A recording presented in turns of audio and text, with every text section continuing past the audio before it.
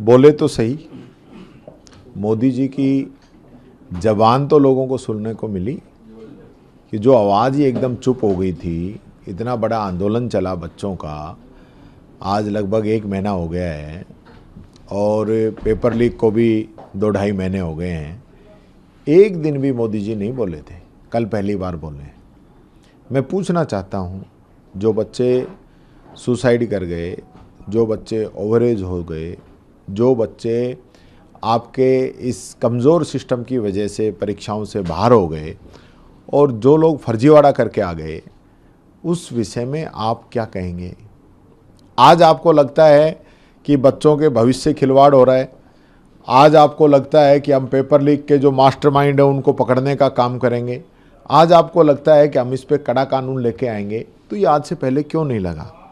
बच्चे लगातार डिमांड कर रहे थे। आप तब माने हो जब बच्चों की आपने खूब बेइज्जती की है, छात्रों को पीटा है, बच्चियों के साथ अत्याचार किया है, बच्चियों के कपड़े तक फाड़े हैं।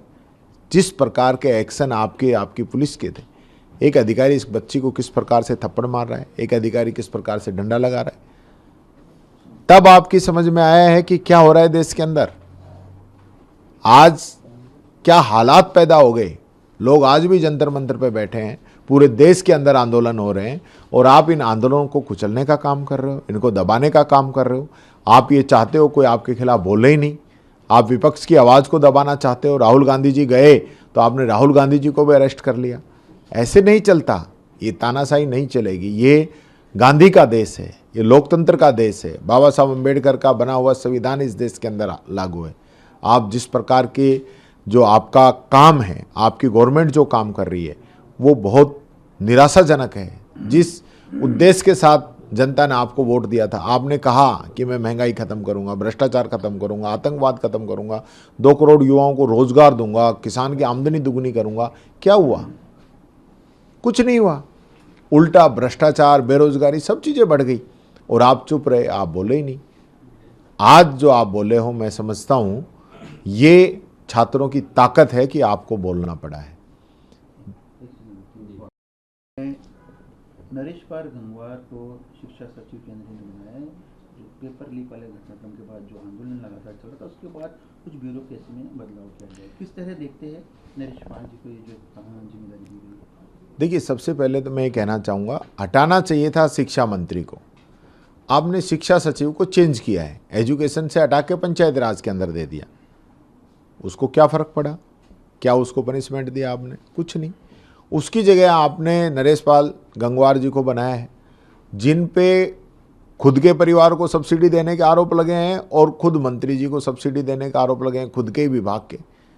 तो ऐसे में एजुकेशन का क्या भला कर पाएंगे? तो आप सब लोग जानते हैं कि सरकार किस प्रकार से चल रही है।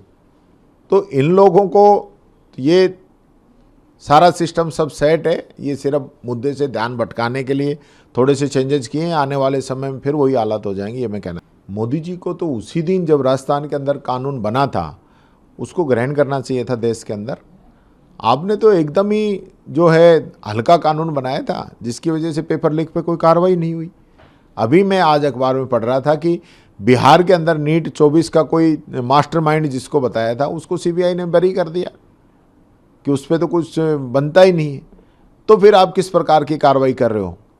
तो ये जो सारा आप मोदी जी कह रहे हैं कि हम मास्टरमाइंड को पकड़ेंगे, हम पेपर सरगना है उसको पकड़ेंगे, बच्चों का भविष्य बर्बाद नहीं होने देंगे, फास्ट ट्रैक कोर्ट बनाए जाएंगे, तो ये आज तक क्यों नहीं बनाए?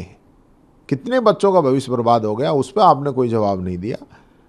तो आज जो स्थिति, अब आप जो कह रहे हो कि हम सख्त कानून बनाएंगे, अच्छी बात है, पर ये पहले क्यों नहीं बना? पहले बनना चाहिए था।